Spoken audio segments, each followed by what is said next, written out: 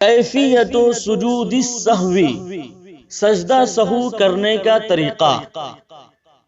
نمازی پر سجدہ سہو واجب ہو تو وہ قاعدہ اخیرہ میں التحیات سے فارغ ہونے کے بعد، تشہد سے فارغ ہونے کے بعد اپنے دائیں جانب ایک سلام پھیرے، پھر سجدہ میں جانے کی تکبیر اللہ اکبر کہے اور نماز کے سجدے کی طرح 2 سجدہ ادا کرے، پھر بیٹھ جائے اور التحیات پڑھے، درود شریف پڑھے، اور اس کے بعد دعائے معصورہ اللہم انی ظلمت نفسی ظلما کثیرا ولا یغفر الذنوب الا انت فاغفر لی مغفرۃ من عندک وارحمنی انک انت الغفور الرحیم پڑھ کر دونوں طرف سلام پھیر دے، نماز مکمل ہو گئی۔ جو دعا ابھی ذکر کی گئی دعائے معصورہ، اگر اس کے علاوہ کوئی دوسری دعا بھی پڑھ لے جو نبی کریم صلی اللہ علیہ وسلم سے منقول ہے تو جائز ہے، پڑھ سکتے ہیں، اجازت ہے۔ ناظرین کرام، سجدہ سہو کیوں کیا جاتا ہے، اس کی وجہ کیا ہے؟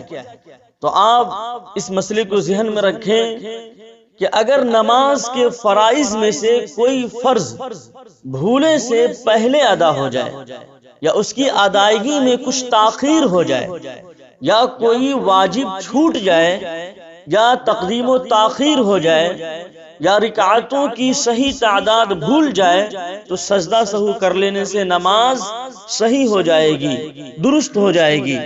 اور اگر جان بوجھ کر ایسا کیا تو نماز ٹوٹ جائے گی، فاسد ہو جائے گی، اور نئے سرے سے نماز دوبارہ ادا کرنی پڑے گی۔ اب آپ یہاں ملاحظہ فرمائیں، نماز کے شرائط، نماز کی جو شرطیں ہیں جن میں کمی ہوگی تو نماز ہوگی نہیں۔ تو نماز کے باہر 7 چیزیں ہیں جنہیں شرائط نماز کہا جاتا ہے، ان کو توجہ سے سمجھنے کی کوشش کریں۔ نمبر 1 بدن کا پاک ہونا، نمبر 2 کپڑوں کا پاک ہونا، نمبر 3 جگہ کا پاک ہونا، نمبر 4 سطر کا چھپانا، نمبر 5 نماز کا وقت ہونا، نمبر 6 قبلہ کی طرف رخ کرنا، اور نمبر 7 نیت کرنا۔ ان 7 چیزوں کو ادا کرنا ضروری ہے۔ اس میں بھول چوک ہوئی، اس کو ادا نہیں کیے تو اس میں سجدہ سہو کرنے سے کام نہیں چلے گا، نماز نہیں ہوگی۔ اب نماز کے فرائض، نماز کے اندر کے 6 فرائض ہیں جنہیں ارکان نماز بھی کہتے ہیں، ان کو غور سے سماعت فرمائیں۔ نمبر 1 تکبیر تحریمہ کہنا، نمبر 2 قیام کرنا یعنی سیدھا کھڑا ہونا، جو آدمی تندرست ہے، بیمار نہیں ہے، اس کے لیے قیام کرنا، کھڑا ہونا ضروری ہے۔ جو بیمار ہے وہ بیٹھ کر بھی نماز پڑھ سکتے ہیں۔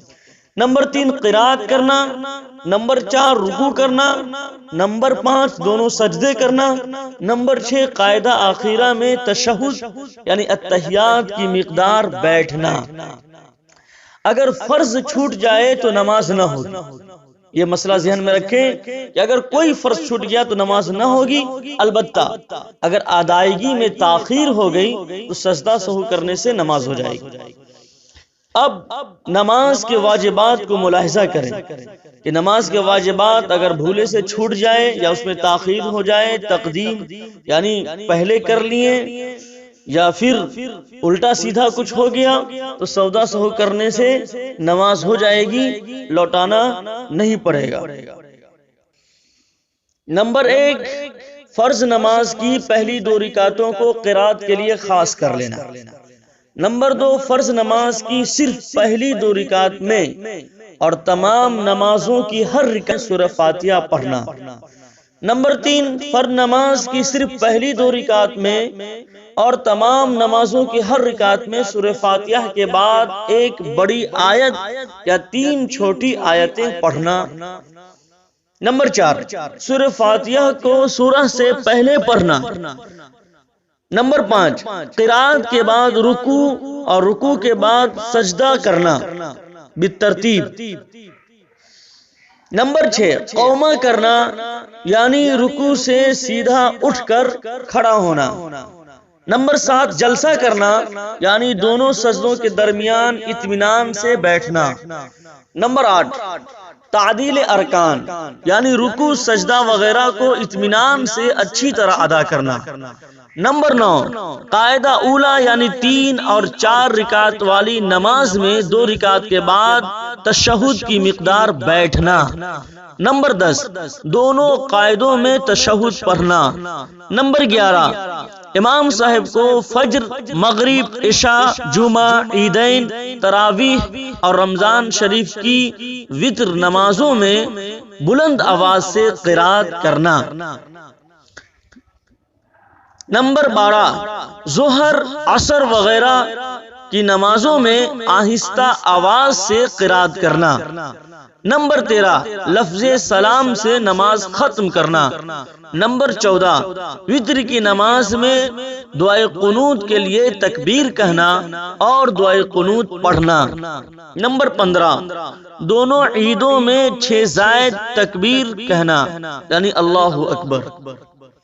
اب ناظرین کرام چند مسائل ذہن نشی کر لیں۔ سجدہ سہو کے متعلق چند اہم مسائل ہیں، میں ذکر کرتا ہوں، ذہن نشی اچھی طریقے سے فرما لیں۔ جو شخص نماز کے واجبات میں سے کسی بھی واجب کو قصدن یعنی جان بوجھ کر چھوڑ دے تو وہ شخص گناہگار ہوگا اور اس کی نماز فاسد ہو جائے گی، باطل ہو جائے گی، نماز لوٹانا پڑے گا، دوبارہ نماز ادا کرنا پڑے گا، سجدہ سہو سے کام نہیں چلے گا۔ اسی طریقے سے واجبات نماز میں سے کسی ایک واجب یا اس سے زیادہ واجب بھول کر چھوٹ گیا تو اس پر سجدہ سہو کرنا واجب ہے اور سجدہ سہو کے ذریعے نماز کی کمی پوری ہو جائے گی۔ امام صاحب کے نماز میں بھولنے سے امام اور مقتدی دونوں پر سجدہ سہو واجب ہو جاتا ہے۔ سجدہ سہو مقتدی کے بھولنے سے واجب نہیں ہوتا جبکہ وہ امام کی اقتداء کی حالت میں ہو۔